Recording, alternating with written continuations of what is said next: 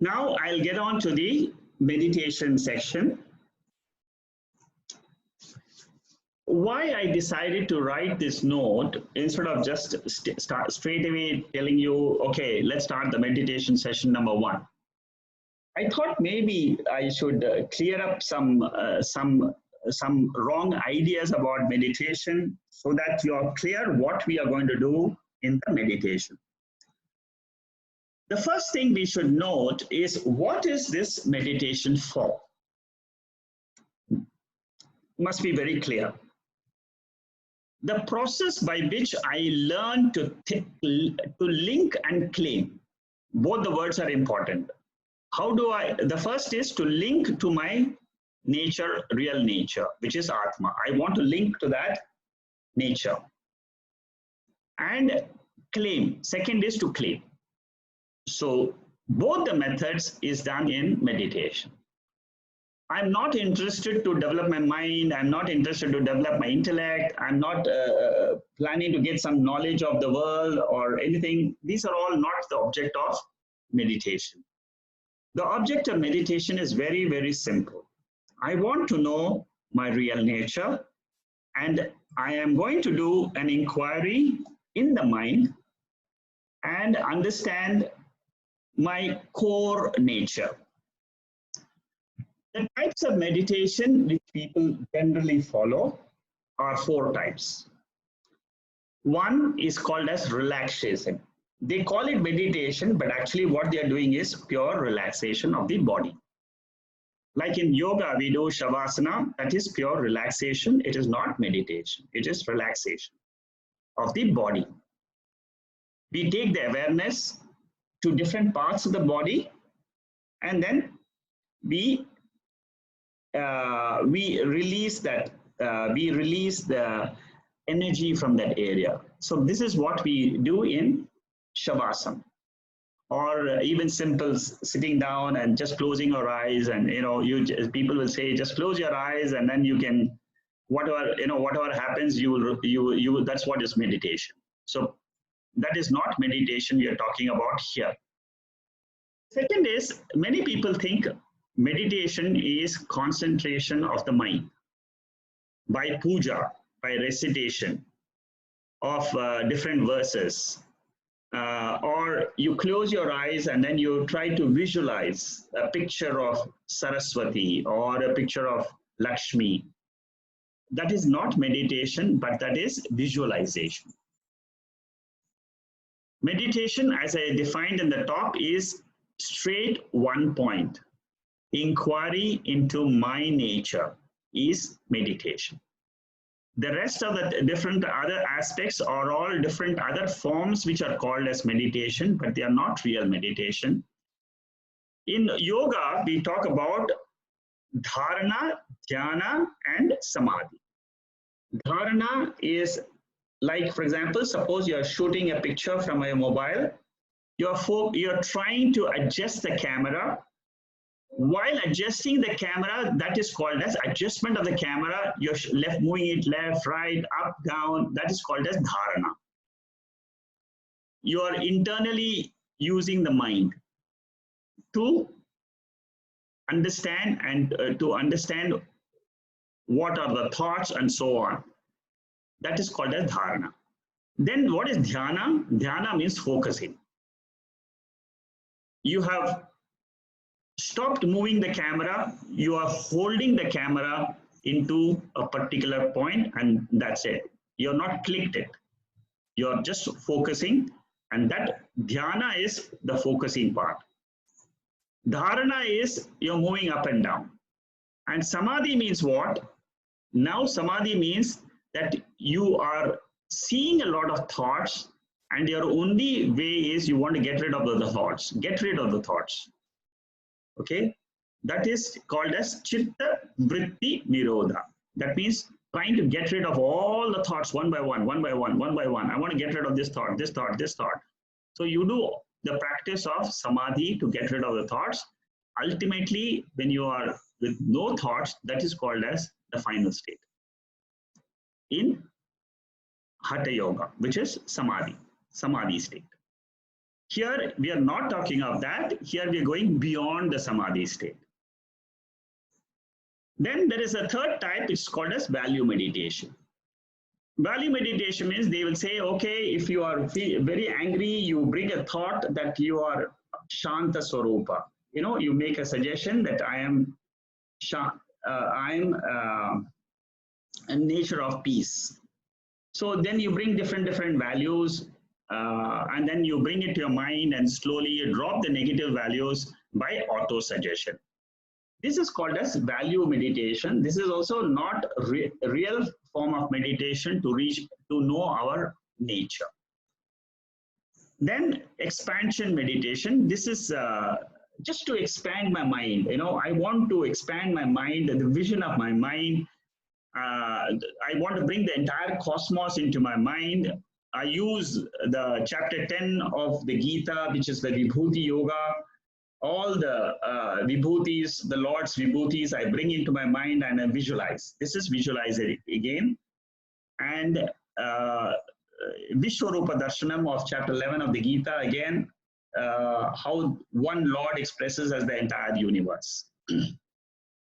This is again not meditation, because it's not talking about my nature here. So when we talk about my nature, then it is called as Vedantic meditation. How to meditate? I've given a simple general concept here. My true nature, this is a general form of Vedantic meditation. My true nature is explained in Tattva Bodha as pure consciousness, without the medium of the body, mind, and sense organs, or the universe. I learn to relive this spiritual knowledge about myself in meditation. That means what? I tell myself, I am not the body, I am not the mind, I am Atma. I am not the 5 koshas, I am Atma. I am not the 3 states which belong to the mind, I am Atma. So this is the knowledge we use of the Tattva Bodha, and then we contemplate on that. As we learn in Atma Bodha, you will learn what are the different ways. Now in the last 5 verses, we have seen 3 examples. So I bring those examples into my mind so that I can understand the nature of Atma much more clearly. I learn to contemplate on the descriptions of Atma, which is given in different scriptures.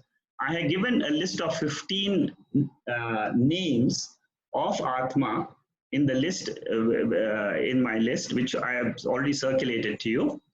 So I bring those thoughts of Atma into my mind for about 5-10 minutes every day. Slowly, one can bring down the impurities of the mind and then can remain as Atma. I learn to drop the wrong notions about myself, and this way the meditation, if it is done, it is Vedantic meditation.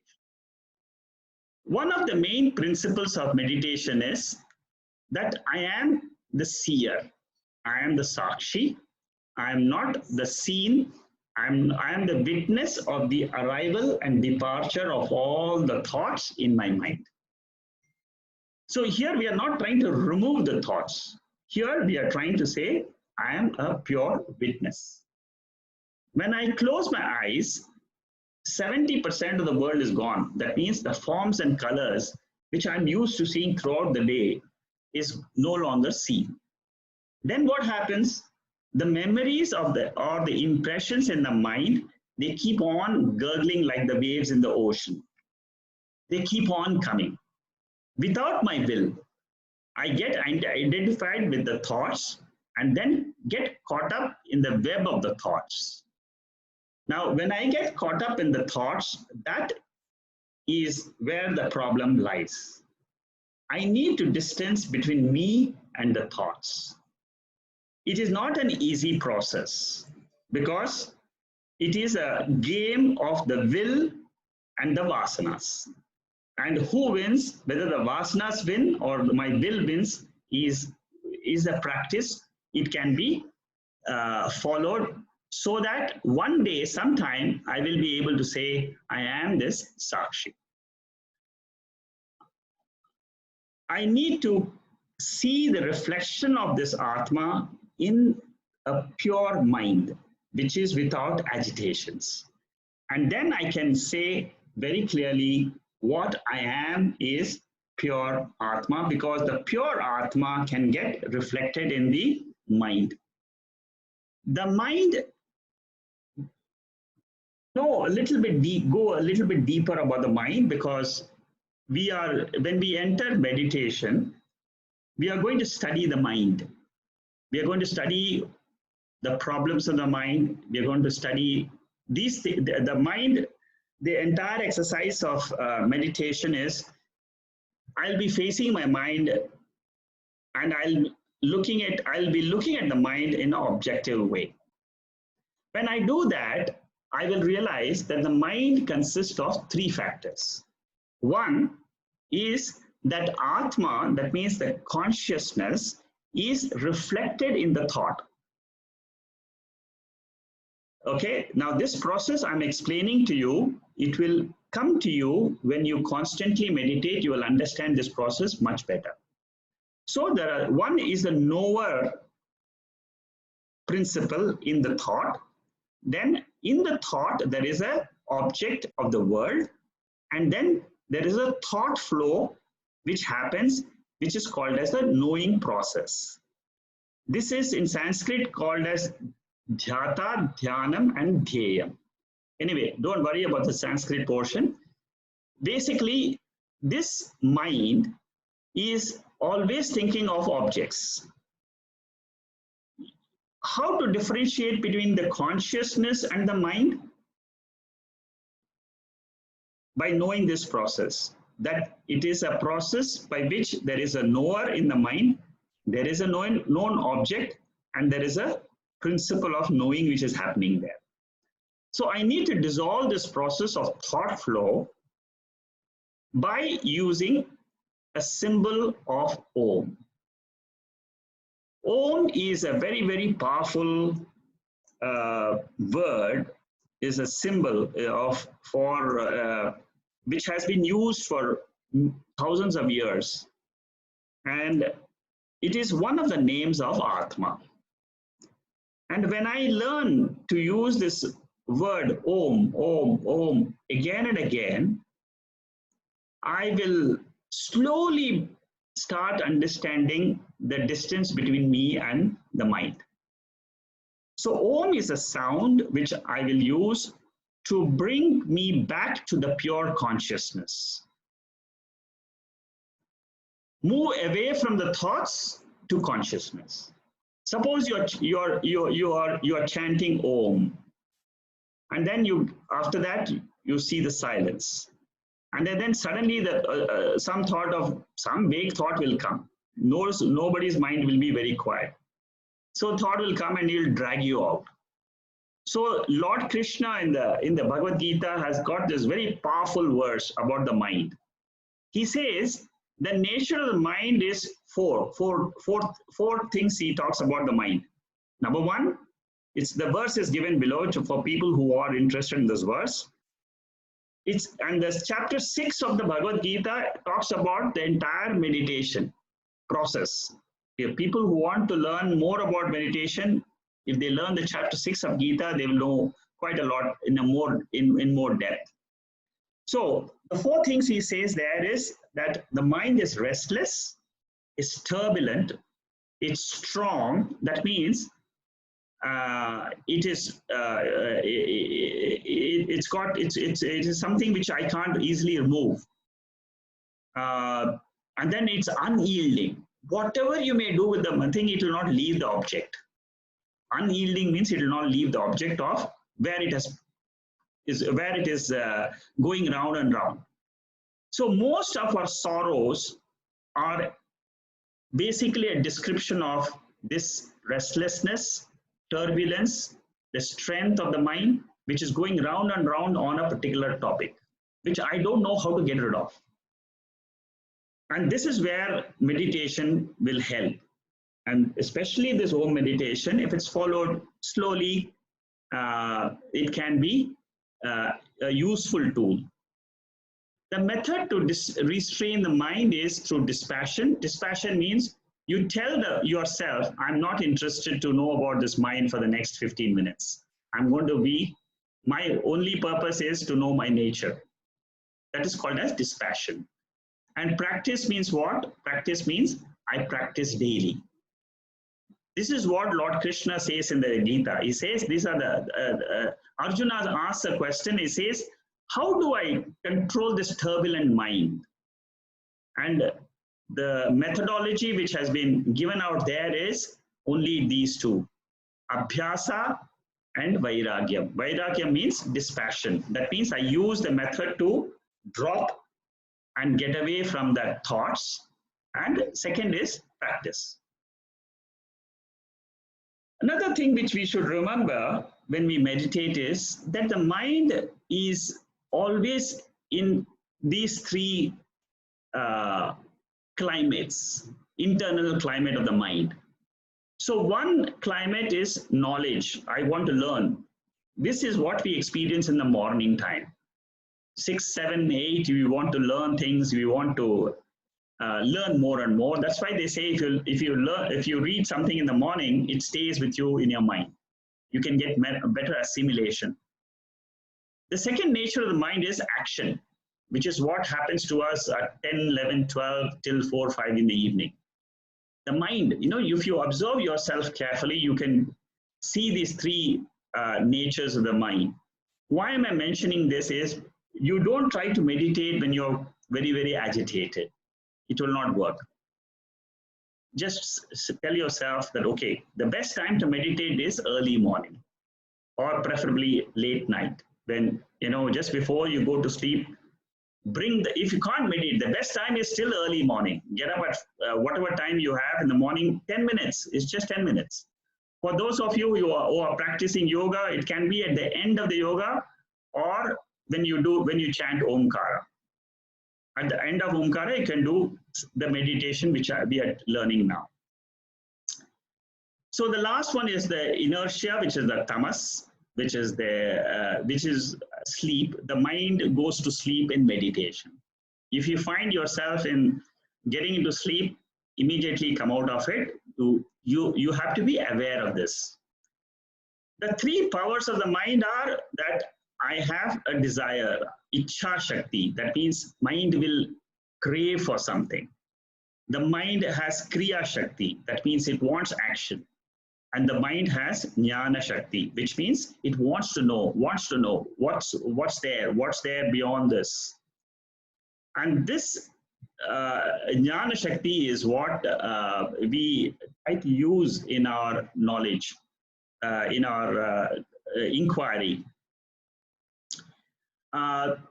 The modes of the mind I will explain in the next class, because this will require a full session. It's a little bit. This is a complete picture of what we experience in our life. So it will take a little bit time. In some other session, I will explain this, or maybe next week. The impurities of the mind are raga, dvesha, lobha, moha, madha, matsarya, and bhaya. I put the English names: attachment. These are the impurities in the mind, which will come in the meditation. I'm attached to people. I'm attached to things. Then aversion. I want to get rid of somebody, in the sense I don't want to think about somebody. That's dvesha. Then I have a greed. I want more and more houses, money, this, that. I want more and more. Moha means delusion. Always in delusion. I don't know what to do. Do this or do that. Do this or do that. Then I have ego. Oh, I'm great. Jealousy, I don't like that friend of mine. So these are all the impurities in the mind. All these impurities, let it remain as they are. Only watch the mind. The moment I start watching the mind, these impurities will reduce by itself. Because the more you watch, they will all be negated. One of the best way of this, why they come up is all the nature of the mind itself. These are all the vasanas, which I have had over millions of births. And the only way is to watch them. Let it come and go. Let it come and go. I'm just pure watching them, a witness. And whether is a mind a friend or a mind an enemy? When you can handle the mind, it is a friend. When the mind handles you, it becomes an enemy.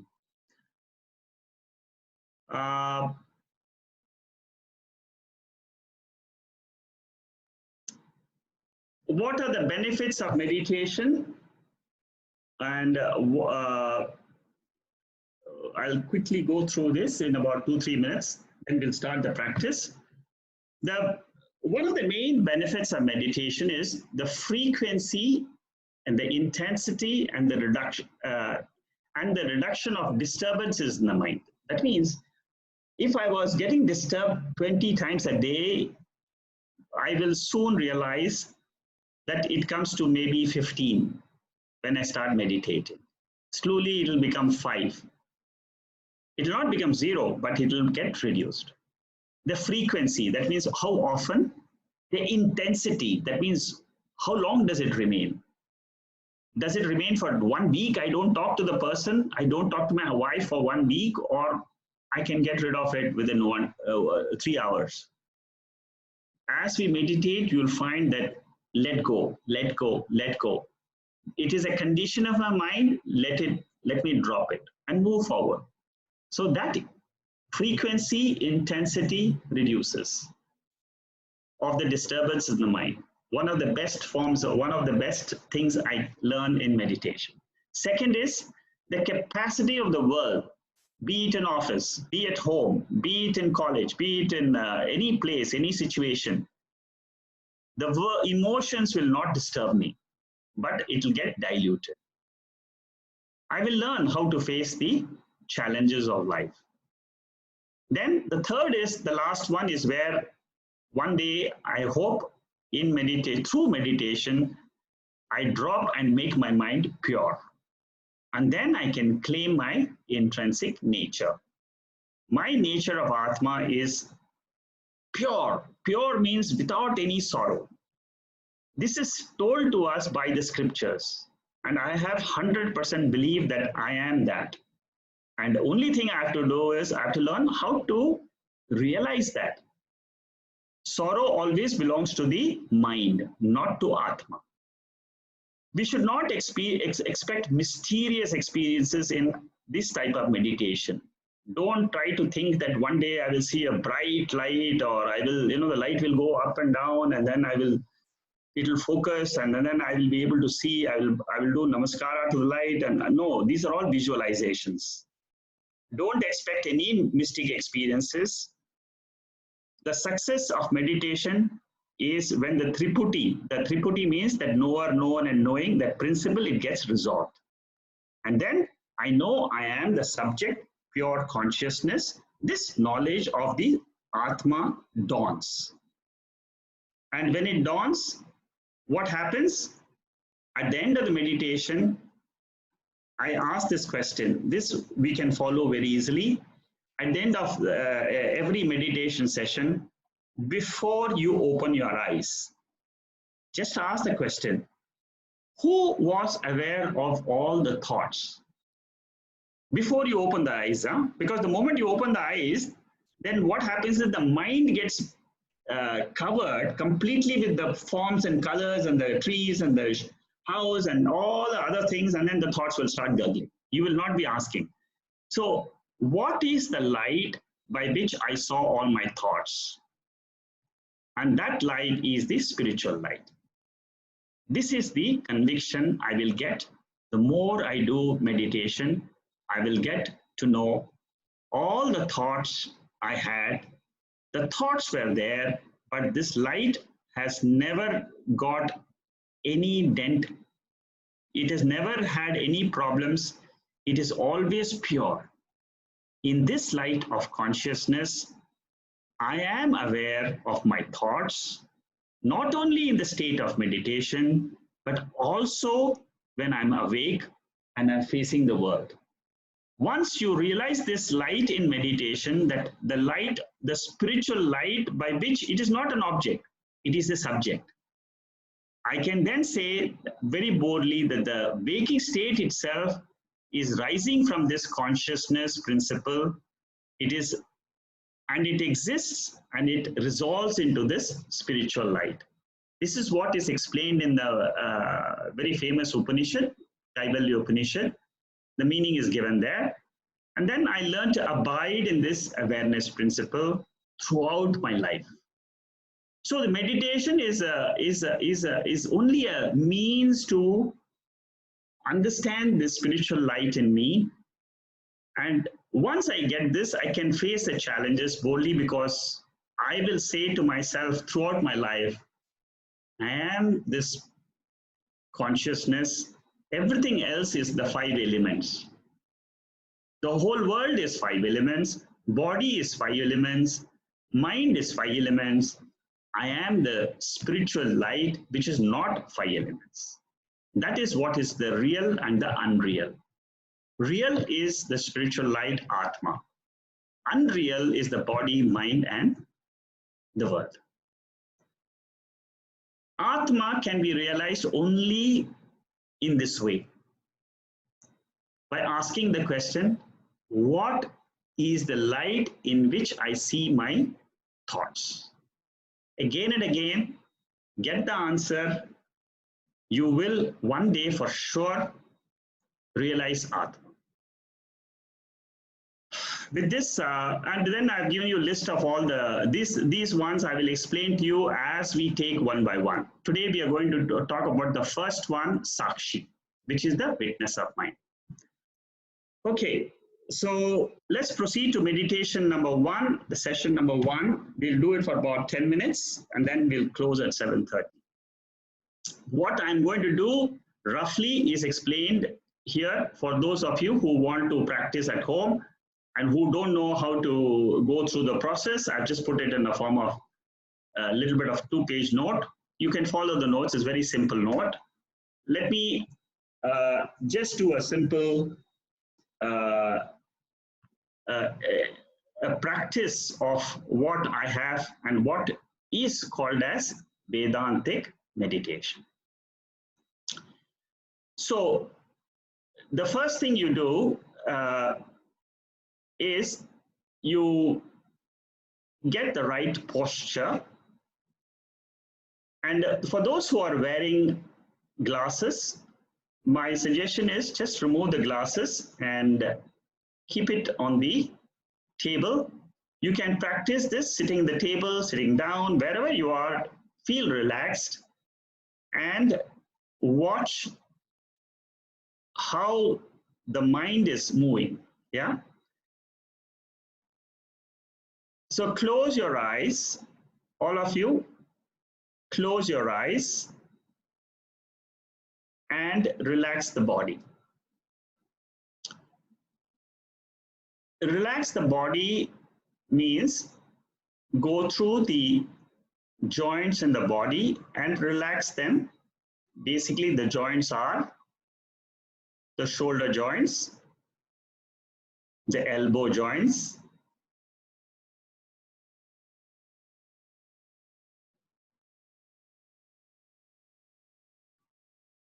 the hip joints, the knee joints, and the ankle joints. I just go through the awareness in each of those joints.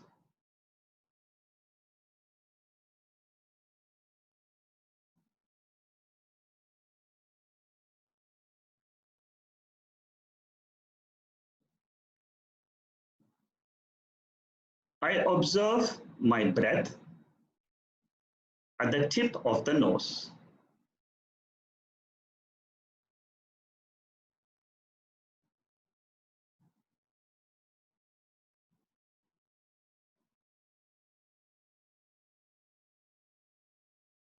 There's an automatic inhalation and exhalation process which happens without my will.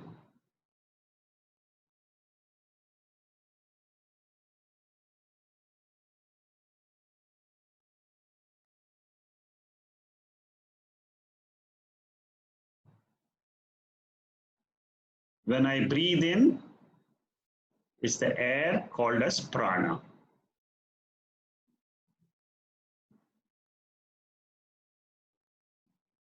This prana keeps the body functioning and alive.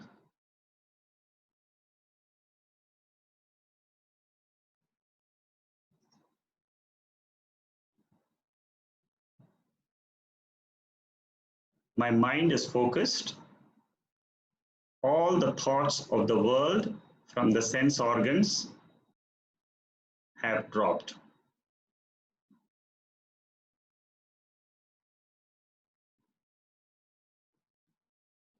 I watch my breath again.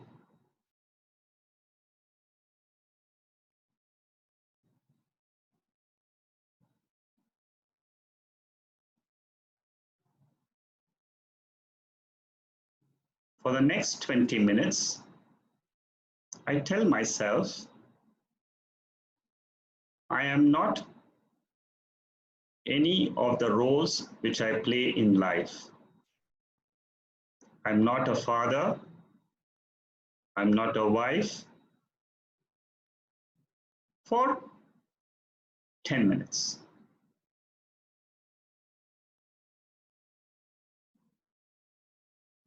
I'm a pure seeker of truth.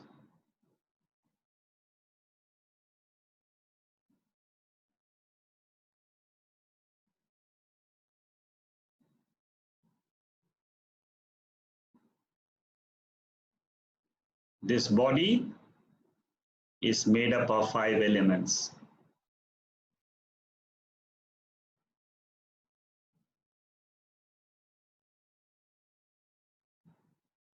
It's inert by nature.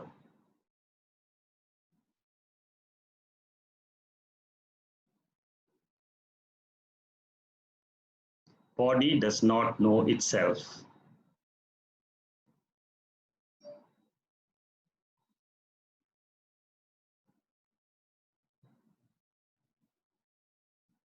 I am the pure consciousness.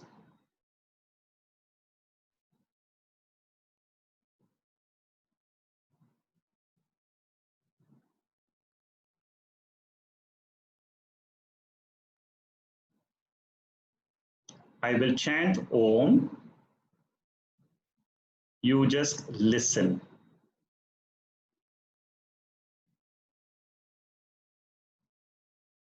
After I chant Om, you chant mentally Om. When I chant, you listen.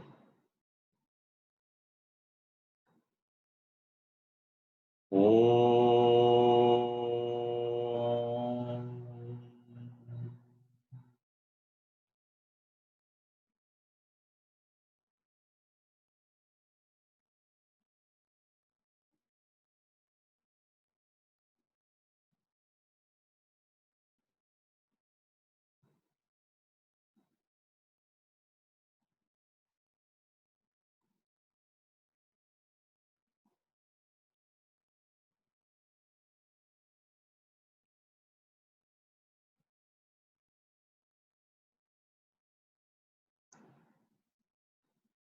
I find thoughts are disturbing me. I chant again. When I chant, you listen. After that, you chant Om. Om.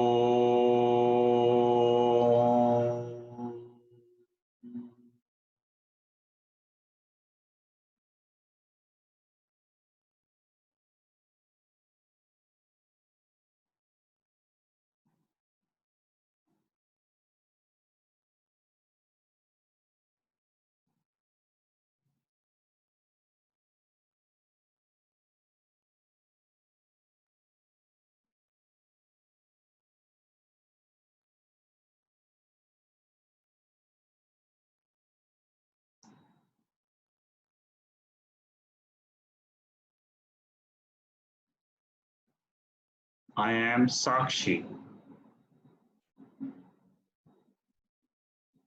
I witness thoughts rising in me.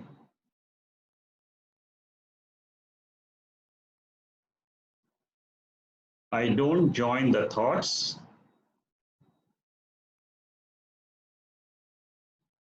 I don't inquire where they come from.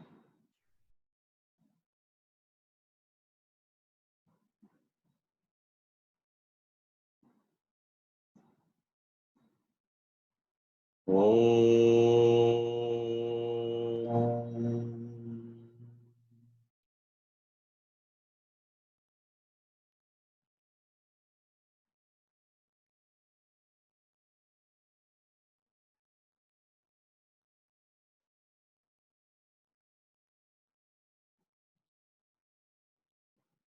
I am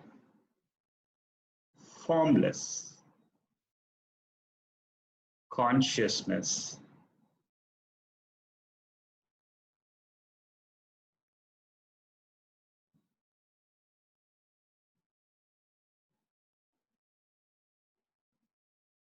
Om.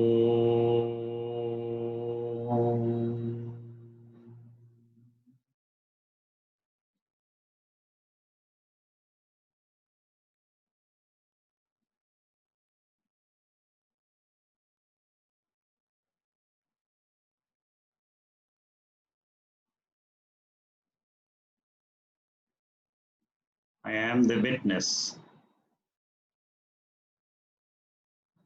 of all my thoughts.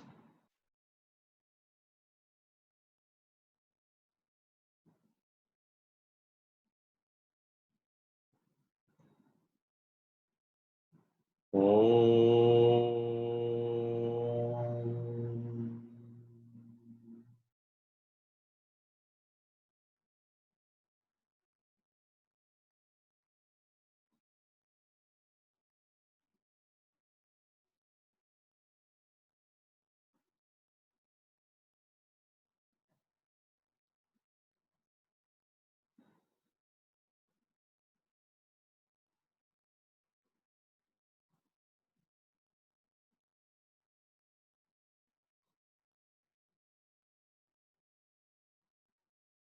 I am not affected by the thoughts.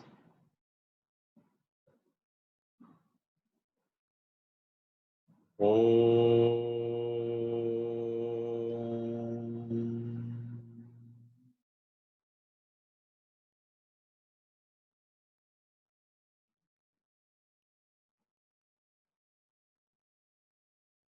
Asato Ma Sádgamaya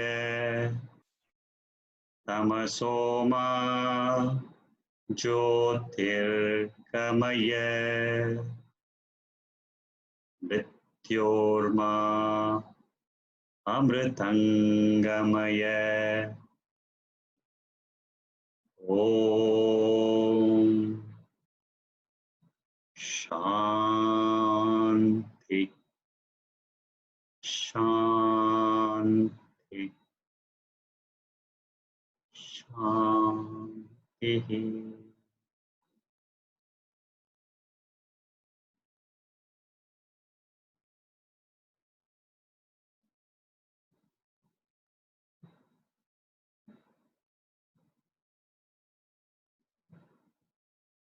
I heard the sounds through my ears, but backed by consciousness. I saw the thoughts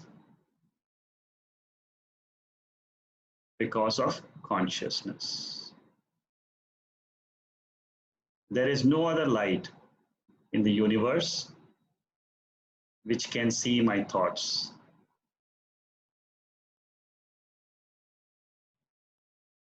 I am the spiritual light,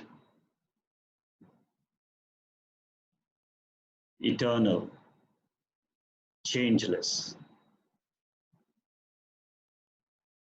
I rub my palms over my eyes and gently open the eyes.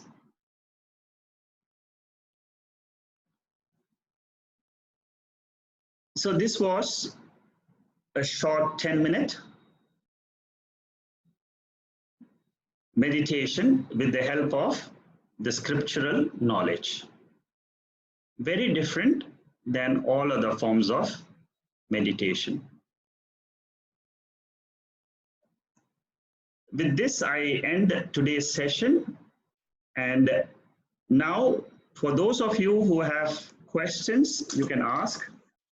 But before I close, just a few announcements.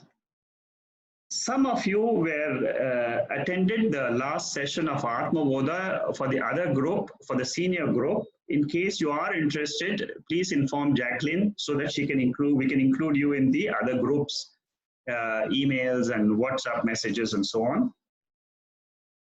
We will continue this Atma Bodha session.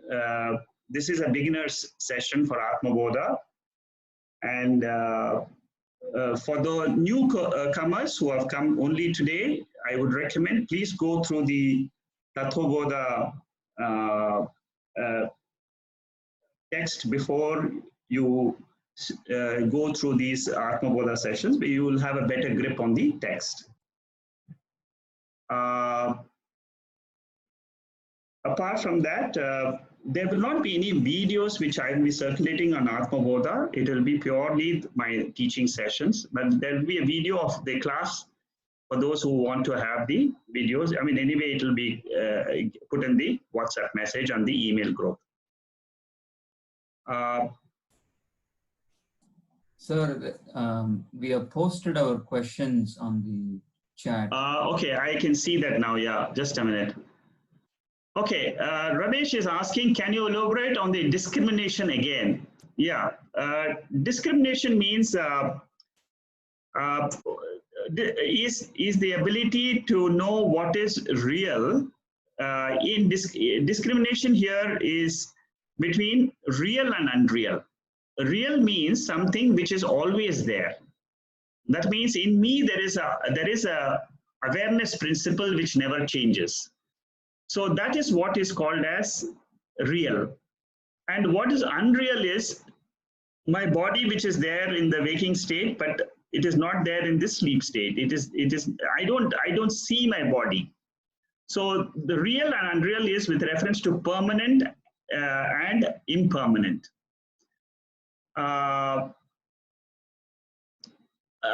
So that is what it is, but you will get a little bit more details as we go through these talks. You will get to know a little bit more, because the more you know about Atma, you will get to know what is real. Real is Atma, unreal is the body, mind, and the universe, in simple terms. How do we compare Bhakti Yoga with attaining liberation like Andal and Meera? No, Andal and Meera are not examples when you come to Jnana Yoga. See, Bhakti Yoga is means by which you, through devotion, you can reach the highest. That's what, there is one school of path which talks about it. But that is a different school, and you cannot compare Meera to us, because those are all realized souls from previous births. That means they have already gone through Jnana Yoga in their previous births. So for them, it may not be required. Jnana may not be required. Through Bhakti, you can reach. So we are normal people who are going through the simple process. If you feel that, yes, I can, I don't need knowledge, but through Bhakti I can go, well, you can try. But the normal process is Bhakti Yoga is a means for liberation, it's a means for freedom, but not the, but it is a preparation. A child is less than 6 months does not have any discriminative power. Yes, you're right. Can I understand Atma is very close to the body, and hence a child is free from sorrow? Kindly explain.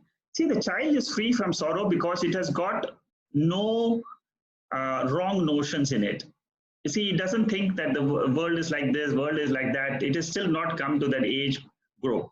Therefore, the child is free from sorrow. It's just playing. So the moment we understand Atma, we will become like children. because then we don't have any wrong notions in our mind. All the wrong notions are all gone out of our mind. We become like childlike, and we will enjoy this world much better when we just see it like how Lord has made this world without any wrong notions. Then that is as good as like being a child. Then Uma has asked, sir, when you say the body is inert, do we feel the sensations due to the illumination of the consciousness? Yes, you're right. The sensations are felt because the consciousness is illuminating them. By itself, body is inert. By itself, the mind is also inert. I feel I am able to see my thoughts with meaning, with knowledge. That knowledge portion in the thought is the light of Atma. The body by itself doesn't have sensations. The sensations are created by consciousness. The consciousness as soon as we wake up in the morning, consciousness wakes the mind first. It creates that sensation in the brain. After that is created, then the sense organs get opened up. All the senses, they get the energy. And then the entire world is seen. So I think that's what I wanted to tell you. Then